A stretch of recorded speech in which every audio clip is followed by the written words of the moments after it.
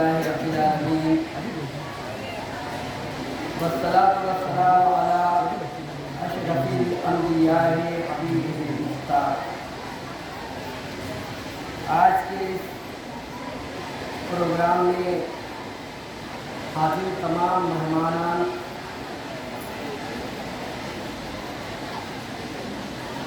School کے جملہ مدرسین، معلم و معلمات اور پیارے عزیز بچوں، آج ہم لوگ یوم آزادی کا جشن منا رہے ہیں. انشاءاللہ تعالی پورے مالیگاؤں میں اور پورے دیش میں میں جہاں تک سمجھتا ہوں کہ ہمارے اپنے مالیگاؤں میں دوپہر تک اور پورے دیش میں 4-5 بجے تک ہم لوگ یوم جشن آزادی مناتے ہیں. آج کا دن اس طرح پرچم کشائی، انعامات، مٹھائی کی تقسیم، یہ سب پروگرامات کے بعد آج ہم یہ خوشی ایسا سمجھتے ہیں کہ بس ہم نے بہت بڑا کام کر لیا. 1857 سے دراصل یہ ہمارا دیش کو آزاد کرنے کے لیے، ظالموں کو یہاں سے بھگانے کے لیے، اور جو ملک کے غداران تھے، جیسے کہ ہم نے اپنے اسلاف سے سنا ہے، تاریخ کی کتابوں میں دیکھتے ہیں کہ ہر دور میں میر جعفر اور میر صادق بھی ہوا کرتے تھے. مسلمانوں کے ہی سب میں کچھ غدار لوگ بھی تھے اور دوسرے دھرم کے بھی لوگ اس میں شامل تھے. لیکن 1857 سے ہمارے اسلاف نے، ہمارے علماء نے، ہمارے مشائخ نے، خانقاہوں کی بزرگوں نے اس جنگ کا آغاز کیا، اور تب جا کے جدوجہد کرتے کرتے 1947 کو ہمیں یہ دن دیکھنا نصیب ہوا. 22,000 سے زیادہ علماء کو پیڑوں سے لٹکایا گیا. تاریخ کی کتابوں میں آتا ہے کہ شاید دلی کا کوئی ایسا جھاڑ، ایسا پیڑ نہیں تھا جہاں پر ہمارے علماء کی لاشیں لٹک نہیں رہی تھی، اور ان کا ساتھ دینے کے لیے 5 لاکھ سے زائد مسلمان شہید ہوئے. دیگر دھرم اور سماج کے لوگ بھی دیش کی قربانی کے لیے، دیش کی آزادی کے لیے قربانی دیے ہیں. لیکن آج ہم لوگ کس حالات سے گزر رہے ہیں، ایسا لگتا ہے کہ ہم پھر غلامی کی طرف بڑھ رہے ہیں. اس کے لیے ہم بوڑھے جو ہیں وہ زندگی کے آخری پڑاؤ پر ہیں.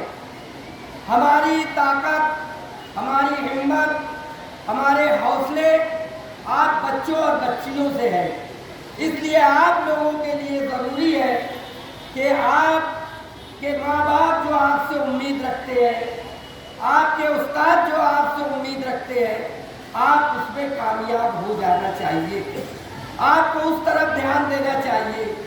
آپ کے والدین آپ کے سرپرست اسکول بھیجتے ہیں، وہ بھی اللہ کے بندے تھے جو دیش کو آزاد کرنے کے لیے اپنی جانیں قربان کی ہے.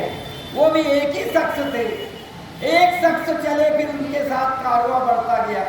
ایسے ہی اگر آپ لوگ محنت کرتے ہو تو انشاءاللہ تعالی جس طرح ہمارے اسلاف نے قربانیاں دے کر نام کمایا ہے، اور آج بھی ان کے نام لے کر ہم لوگ رحمت اللہ تعالیٰ علیہ بولتے ہیں، تو انشاءاللہ تعالیٰ آپ بھی اگر محنت کریں گے، آپ بھی اپنی پوری تعلیم پر توجہ دیں گے، استاد کی عزت کریں گے، استاد کا احترام کریں گے، ماں باپ جو آپ سے امیدیں لگائے اس کو پورا کرو گے، تو انشاءاللہ تعالیٰ آپ بھی دیش کے نہیں دین کے بھی مجاہدین بن سکتے ہیں.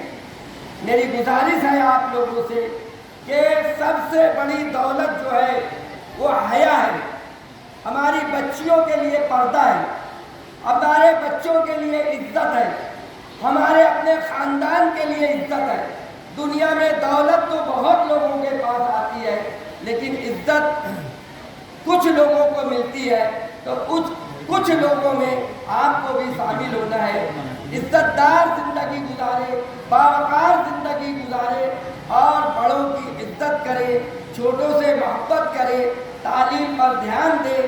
آج میں بہت شکر گزار ہوں ان معلم اور معلمات کا کہ مجھے اس قابل سمجھے اور یہاں بولنے کے لیے وقت دیے. میں खराज अकीदत पेश करूँगा अपने देश के तमाम मुजाहिदीन को, उसी के साथ साथ साथी निहाल अहमद साहब को, कि जिन्होंने एक ऐसा पेड़ लगाया कि इंशाअल्लाह ताला इसका फल आने वाली नस्ल दर नस्ल इससे फ़ायदा उठाती रहेगी।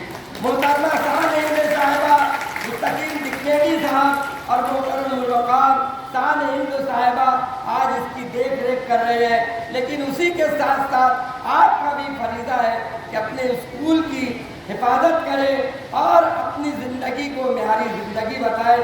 यही दो बात कह के मैं अपनी बात खत्म करता हूँ और आपसे उम्मीद करता हूँ कि इंशाअल्लाह ताला आपके माँ बाप ने जो आपसे उम्मीद लगाई है उसे आप पूरा करेंगे। शुक्रिया। अल्लाह हाफ़िज़।